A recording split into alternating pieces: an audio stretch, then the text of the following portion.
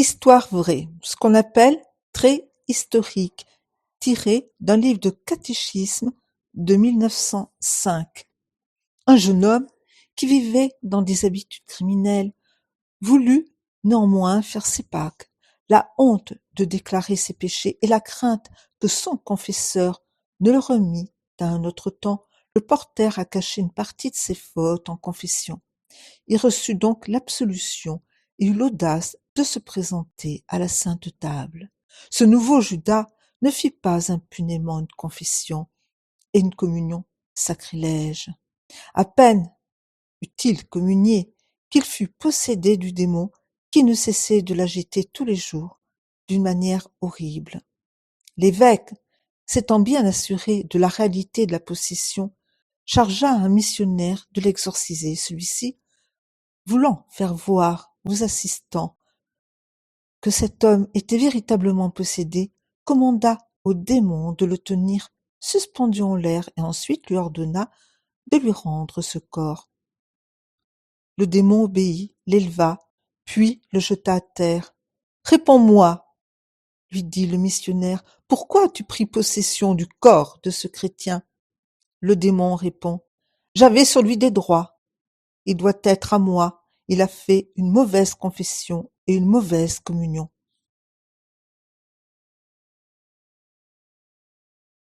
De pareils châtiments n'arrivent pas à tous ceux, évidemment, qui font leur Pâques avec de mauvaises dispositions. Toutefois, ce trait nous apprend combien sont coupables ceux qui profanent les sacrements de pénitence et d'Eucharistie. Non seulement ils désobéissent à l'Église, mais ils foulent aux pieds le sang adorable de Jésus-Christ et commettent un double péché de révolte et de sacrilège. Alors le démon s'empare de leur âme. Pour éviter ce malheur, disposons-nous, dès le commencement du carême, à la communion pascale. Travaillons à nous corriger de nos vices et demandons à Dieu la grâce de bien faire cette action, la plus importante de toute la vie, afin que le corps de Jésus-Christ que nous recevrons garde notre âme pour la vie éternelle. Trait historique. Quoique le jeune, incommoda Charlemagne, il pratiquait exactement tous ceux qui étaient prescrits par l'Église. Seulement en considération des officiers qui mangeaient après lui, il avançait un peu son repas ces jours-là, et il le prenait sur les 2 heures de l'après-midi, au lieu que l'usage était encore d'attendre jusqu'à 3 heures. Un évêque étant venu à la cour pendant le carême fut scandalisé de ce que l'empereur mangeait trop tôt les jours de jeûne, et il lui en fit des reproches. L'empereur écouta tranquillement et lui dit « Votre avis est bon, mais je vous ordonne de ne rien prendre avant que tous mes officiers aient pris leur réfection, c'est-à-dire leur repas. » Or il y avait 5 tables consécutives, car les princes et les ducs servaient l'empereur et ne mangeaient qu'après lui. Les comtes servaient les ducs. Après la table des comtes était celle des officiers de guerre, et enfin celle des petits officiers du palais, en sorte qu'il était bien très avancé dans la nuit, quand la dernière table était servie. L'évêque, qui fut obligé, pendant quelques jours, de ne manger qu'après tous les autres, reconnut bientôt que l'empereur avait raison de prendre son repas les jours de jeûne sur les 2 heures, et qu'il en usait ainsi par compassion pour ses officiers, afin qu'ils prissent un peu plus tôt leur repas. Quel contraste entre les mœurs du siècle de Charlemagne et celles du nôtre, alors dans toutes les conditions, on se faisait un devoir d'observer la loi de jeûner. À présent, presque dans tous les États, on se fait une espèce de point d'honneur de la violer. D'où vient cette différence? C'est qu'alors on était avant véritablement chrétien, au lieu qu'à présent on ne l'est presque plus que de nom. Le jeûne réprime les vices. Il obtient ce résultat en diminuant le foyer de la concupiscence qui est dans nos membres. Il élève l'âme. L'âme est appesantie par le corps qui l'incline sans cesse vers les choses de la terre. Donc en affaiblissant le corps, on dégage l'âme des pensées sensuelles, des affections grossières, et on lui permet de monter librement vers Dieu et les choses du ciel. Le jeûne, dit saint Léon, a toujours été la nourriture de la vertu. Du jeûne procèdent les pensées chastes, les sages déterminations, les salutaires conseils. Le jeûne donne de la force. Écoutons saint Basile quand il dit « Le jeûne est un très bon gardien pour l'âme, un compagnon sûr pour le corps. C'est le rempart qui protège les hommes vaillants, l'arme des athlètes, l'exercice des soldats. Il éloigne les tentations et donne l'énergie pour la piété. Source de courage dans le combat, il nous instruit à bien user du corps. Il obtient la récompense. Quelle belle couronne ont dû conquérir en particulier les religieux de la Thébaïde, ces anges du désert qui se sont soumis à des austérités si effrayantes pour la nature. Ainsi, Madame Louise, fille de Louis XV, étant à la cour, elle avait un tempérament d'une délicatesse extrême, mais devenue carmélite, elle acquit, au grand étonnement de tout le monde, une force et une vigueur qu'elle n'aurait jamais eues au milieu des délices qui affluent dans les palais des rois. On connaît les austérités du Carmel, ses jeûnes fréquents et austères, la privation de tout aliment gras, les veilles, les pratiques de pénitence, et c'est dans cet institut que la fille d'un puissant monarque jouissait d'un bonheur aussi parfait qu'il peut l'être sur la terre. Je suis vraiment heureuse, disait-elle à ses compagnes, tant au physique qu'au moral, j'ai infiniment gagné à venir ici. Desmoulins, célèbre médecin du siècle dernier, disait en mourant « Je laisse après moi 2 grands médecins ». Comme on était impatient de savoir quels étaient ceux qu'il voulait désigner, après les avoir tenus quelque temps en suspens, il ajouta la diète et l'eau. Fidélité à observer la loi de l'abstinence. Nous repartons dans le temps. C'est un trait historique. Le duc d'Orléans invita le célèbre Boileau à dîner. C'était un vendredi, et l'on n'avait servi que du gras. Boileau ne mangea que du pain. « Il faut bien que vous mangiez gras comme les autres, dit le prince, on a oublié le maigre.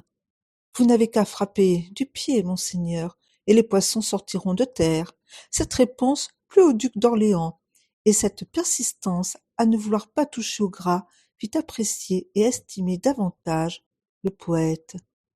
Au mois de novembre 1866, Berryer alla à Toulouse pour y plaider devant la cour impériale en faveur des dominicains dans l'affaire du testament du révérend père Lacordaire. Le lendemain de l'audience, le 16 novembre, le barreau de Toulouse voulut offrir un banquet à l'illustre maître. Les organisateurs de la fête regrettèrent vivement de ne pouvoir, à raison de circonstances impérieuses, choisir un autre jour qu'un vendredi. Mais cette fâcheuse coïncidence devint l'occasion d'un bel exemple.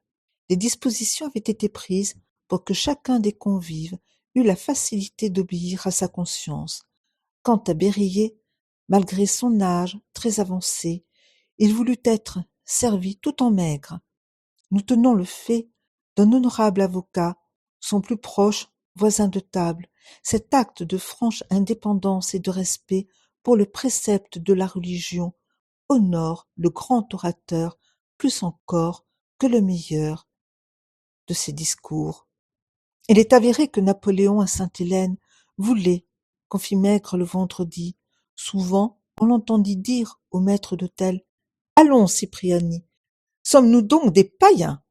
Pourquoi nous fais-tu vivre comme eux ? Ce n'est pas le poisson qui manque à Sainte-Hélène. Fais-nous du maigre, c'est aujourd'hui vendredi. » Mais quand on y manquait ce qui était le plus ordinaire, il disait doucement « Quelle excuse avons-nous ? Sommes-nous à la guerre ? Est-ce le poisson qui manque ? Cependant, ajoutait-il, j'ai une dispense et le pouvoir de dispenser les autres. Je ne suis qu'un vieux, maintenant soldat. je suis un vieux soldat, et je sais l'importance d'un signe de ralliement, la nécessité, les bienfaits de la discipline. Tous les vices, toutes les passions sont plus près qu'on ne croit de nos appétits naturels. D'ailleurs, quel souvenir contenu dans ce seul mot, vendredi. Le vendredi. Et Napoléon aimait le vendredi. Un voyageur arrive à une table d'hôte. C'était un samedi. Il demande du maigre. Quelques convives ricanent. Des convives donc ricanent. Un d'eux, plus hardi, lui adresse la parole. Mais monsieur fait maigre, dit-il d'un âme au cœur. Oui, monsieur, répond le voyageur sur le même ton. Et monsieur fait gras? Oui, monsieur, dit l'autre, un peu attrapé de voir qu'on se moquait de lui. Tant pis pour monsieur. Monsieur, pense-t-il donc qu'un homme d'honneur doive préférer une côtelette à sa conscience? Moi, j'aime mieux ma conscience qu'une côtelette. Les rieurs se mirent de son côté, et mieux que cela, un convive, se tournant vers lui, le félicita de sa fermeté à remplir son devoir. Je ne veux pas, monsieur, ajouta-t-il, que vous soyez le seul ici. Je profiterai de votre aimable leçon, car moi aussi je suis catholique. Garçon, apportez-moi du maigre. Un homme voyageait accompagné d'un fort beau chien. Arrivé à l'hôtel, il se met à table. Et donc, pour ce faire, il part à la table d'hôte, où siégeaient aussi plusieurs hommes de sa connaissance. C'était un vendredi, et cet homme avait le bonheur d'être un excellent chrétien. Un des convives, en le voyant, s'écria: Bon, nous allons avoir plus de viande. Monsieur, un tel, est un dévot, il mangera maigre. C'est autant qu'il va nous rester. Pas du tout, répondit cet homme. Je réclame ma part de gras. Mais, dit-on à la ronde, et votre confesseur, il vous donnera une fameuse pénitence. Il va vous refuser l'absolution. Cet homme resta calme, mit toutes ses portions de viande dans une assiette, puis les présenta à son chien en lui disant: Mange cela, toi, tu n'as pas d'âme à sauver. La leçon était dure, on voulut se fâcher, on menaça, mais l'homme et son chien faisaient si bonne contenance qu'on jugea plus prudent de garder le silence. Quelque chose qui est très important de savoir: Dieu emploie souvent les épreuves et les souffrances pour ramener la foi dans les âmes. Les tribulations sont comme le vent du nord, dont l'aile glacée chasse les nuages du firmament. Très historique. Un homme du grand monde vint un jour trouver le curé d'Ars, non pour se confesser, mais pour raisonner avec lui, c'est-à-dire pour parler, pour papoter, bavarder. Oh, mon ami, vous adressez bien mal, je ne sais pas raisonner, dit le saint curé. Mais si vous avez besoin de quelque consolation, mettez-vous là. Et son doigt désignait l'escabeau des pénitents. Je ne viens pas me confesser, je n'ai pas la foi. Que je vous plains, répond le curé d'Ars. Vous n'avez pas la foi? Mettez-vous là, je vais entendre votre confession. Quand vous serez confessé, vous aurez la foi. Mais c'est une comédie que vous me conseillez de jouer avec vous. Mettez-vous là, vous dis-je. La persuasion, la douceur, le ton d'autorité tempéré par la grâce avec lesquels ces mots furent répétés, firent que cet homme se trouva à genoux sans se douter qu'il était à genoux, et presque malgré lui. Il fit le signe de la croix qu'il n'avait plus fait depuis longtemps et commença l'humble aveu de ses fautes. Il se releva non seulement consolé, mais maintenant parfaitement croyant, ayant éprouvé que pour arriver à la foi, le plus court chemin et le plus sûr est d'en faire les œuvres, selon l'éternelle parole du Maître des hommes, celui qui fait la vérité vient à la lumière. Conclusion pratique, il faut remercier Dieu du bien précieux de la foi et conformer notre conduite à ses enseignements, que sont notamment les commandements. Signe, signe de croix, magnifique, miraculeux, bénéfique, sublime, signe de croix. Une jeune fille avait été élevée dans un pensionnat chrétien dont elle était l'édification. Rentrée dans le monde, elle continua de vivre aussi régulièrement et aussi chrétiennement que possible. Un jour qu'elle avait eu le bonheur de communier, elle se trouva à un grand repas où les convives étaient en grand nombre. Placée près d'un officier, elle continua ses habitudes religieuses et son premier soin fut de faire le signe de la croix et de dire son bénédicité. L'officier la regarda d'un air plaisant et lui dit: Mais ah, mademoiselle, que faites-vous? Capitaine, répondit la jeune personne, rougissez-vous de votre croix d'honneur? Oh non, certes non, mademoiselle. Eh bien, vous saurez que le signe de la croix est pour moi un signe de gloire et d'honneur. Les assistants, émerveillés d'une réponse si énergique, ne purent s'empêcher d'accorder un sourire approbateur à la jeune personne. Le capitaine, lui, ne sut que balbutier quelques excuses. Le signe de croix chasse les démons. Nous savons par une tradition constante et authentique que le signe de la croix a toujours été en usage dans toutes les églises du monde et chez les chrétiens de tous les siècles. Il nous a été enseigné par les apôtres et il a été enseigné aux apôtres par Jésus-Christ lui-même. Un signe de croix bien fait a la vertu de chasser les démons. C'est un signe de force, de terreur, de majesté qui les met en fuite. C'est par la croix que les disciples ont toujours été vainqueurs des puissances de ténèbres. Lactance dit que le démon, consulté par l'empereur, n'avait osé lui répondre en présence d'un chrétien qui avait fait le signe de la croix. Très historique, remontons encore une fois dans le temps. Le père Jandel prêchait à Lyon. Il fut un jour pressé, par un mouvement intérieur, c'est-à-dire par l'Esprit Saint, d'enseigner aux fidèles la vertu du signe de la croix. Très inspiré, évidemment, il prêcha. Au sortir de la cathédrale, il fut rejoint par un homme qui lui dit: Monsieur, mais monsieur, croyez-vous à ce que vous venez d'enseigner? Mais si je n'y croyais pas, je ne l'enseignerais pas, répondit-il. La vertu du signe de la croix est reconnue par l'Église. Je la tiens pour certaine. Mais vraiment? Reprend l'interlocuteur étonné. Vous croyez? Eh bien moi, je suis franc-maçon, et je ne crois pas, mais parce que je suis profondément surpris de ce que vous nous avez enseigné. Je viens vous proposer de mettre à l'épreuve le signe de la croix. Tous les soirs, nous nous réunissons dans telle rue à tel numéro. Le démon vient lui-même présider la séance. Venez ce soir avec moi, nous nous tiendrons à la porte de la salle. Vous ferez le signe de la croix sur l'assemblée, et je verrai si ce que vous avez dit est vrai. J'ai foi à la vertu du signe de la croix, ajoute le père Jandel, mais je ne puis, sans y avoir mûrement pensé, réfléchi, accepter votre proposition. Donnez-moi 3 jours pour réfléchir. Quand vous voudrez éprouver votre foi, je suis à vos ordres, reprend encore le franc-maçon, et il donne son adresse aux dominicains.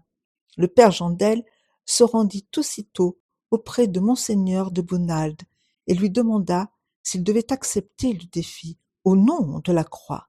L'archevêque réunit quelques théologiens et discuta longtemps avec eux. Il discuta du pour, du contre, dans cette démarche. Enfin, tous finirent par être d'avis que le père Jandel devait finalement accepter. Allez, mon fils, lui dit alors monseigneur de Bonald en le bénissant, et que Dieu soit avec vous. 48 heures restaient au père Jandel, il les passa à prier, à se mortifier, à jeûner, à se recommander aux prières de ses amis, et vers le soir du jour désigné, il alla frapper à la porte du franc-maçon. Celui-ci l'attendait, rien ne pouvait révéler le religieux, il était vêtu d'un habit laïque. Seulement, il avait caché sous cet habit une grande croix. Ils partent, ils arrivent bientôt dans une grande salle, meublée avec beaucoup de luxe, et s'arrêtent à la porte. Peu à peu, la salle se remplit, tous les sièges sont bientôt occupés lorsque le démon apparaît sous la forme humaine. Aussitôt, tirant de sa poitrine le crucifix qu'il y avait caché, le père Jandel l'élève à 2 mains en formant sur l'assistance le signe de la croix. Un coup de foudre n'aurait pas eu un résultat plus inattendu, plus subit, plus éclatant. Les bougies s'éteignent, les sièges se renversent les uns sur les autres, tous les assistants s'enfuient. Le franc-maçon entraîne le père Jandel, et quand il se retrouve loin, sans pouvoir se rendre compte de la manière dont ils ont échappé aux ténèbres et à la confusion, l'adepte de Satan se précipite aux genoux du prêtre. Je crois, lui dit-il, je crois, priez pour moi, convertissez-moi, entendez-moi, ce qui veut dire confessez-moi. Toutes les bénédictions de l'Église se font, tous les sacrements s'administrent avec le signe de la croix. C'est, disent les théologiens, une prière courte mais très efficace que nous adressons à Dieu par les mérites de la passion de Jésus-Christ. Et plus cette prière est faite avec foi et piété, plus sont abondantes les grâces et les bénédictions qu'elle nous obtient. Préhistorique, on remonte dans le temps et on va à la rencontre de saint Dominique. Saint Dominique étant allé à Rome sur l'invitation du pape pour y fonder un couvent de son ordre, prêchait dans l'église de Saint-Pierre avec tant d'éloquence et de zèle qu'il y avait à ses sermons un concours prodigieux de peuple, ce qui veut dire qu'il y avait une foule importante. Son ministère fut honoré de plusieurs miracles éclatants, et on le surnomma le thaumaturge de son siècle. Une femme nommée Guttadona, étant retournée chez elle après avoir entendu prêcher le saint, trouva son enfant mort dans le berceau. Accablée de douleur, elle le prend dans ses bras, va trouver saint Dominique. Ayant mis l'enfant à ses pieds, elle se prosterne devant lui en fondant en larmes. Dominique, touché de compassion, se retira un peu, se jeta à terre, puis après une courte prière, s'approcha de l'enfant, fit sur lui le signe de la croix, et l'ayant pris par la main, le releva sain et sauf, et le rendit à sa maman, lui défendant toutefois d'en parler à personne. Mais dans l'excès de sa joie, elle ne put s'empêcher de publier le miracle, d'en parler à tout le monde, de sorte que ce fait vint aux oreilles du pape, qui voulait le proclamer en chair devant tout le peuple. L'homme de Dieu s'y opposa, protestant que si on le faisait, il ne paraîtrait plus jamais dans le pays. Les pères disent qu'il se faisait un grand nombre de miracles par le signe de la croix. Saint Benoît brisa par un signe de croix une coupe empoisonnée qu'on lui présentait. Saint Hilarion, ayant fait 3 signes de croix sur le sable, fit rentrer dans ses bornes une mer qui était totalement déchaînée après un tremblement de terre qui l'avait fait sortir et qui menaçait d'inonder au loin le pays. Saint Roch, par la vertu du signe de la croix, guérit un grand nombre de pestiférés. Saint Macrine et saint Édouard le confesseur guérirent par le signe de la croix des personnes atteintes de cancer. Croix, signe, signe divin. Le signe de croix représente la puissance de Dieu. Un missionnaire demandait à un arabe pourquoi il croyait à l'existence de Dieu. Il répond: quand je vois l'enfant du désert, des traces de pas sur le sable, je dis: quelqu'un est passé par là. De même, quand je vois les merveilles de la nature, je me dis: une grande intelligence est passée par là, et cette intelligence infinie, c'est Dieu. Il faut toujours se souvenir que Dieu voit tout. Oui, Dieu voit tout. Il voit le passé, le présent, l'avenir, jusqu'à nos plus secrètes pensées. Oui, le regard de Dieu qui est présent à tout mon être voit mes plus secrètes pensées. C'est ce qui faisait dire à saint Augustin: il faut craindre Dieu en public, mais aussi le craindre dans le secret. Pensez souvent à Dieu qui vous a créé. Rappelez-vous pourquoi il vous a créé. Pour le connaître, l'aimer, le servir et le posséder éternellement. Faites tout pour remplir cette fin. Souvenez-vous que Dieu est partout, voit tout. Marchez toujours en sa présence. Adorez-le dans toutes ses perfections et tous ses ouvrages.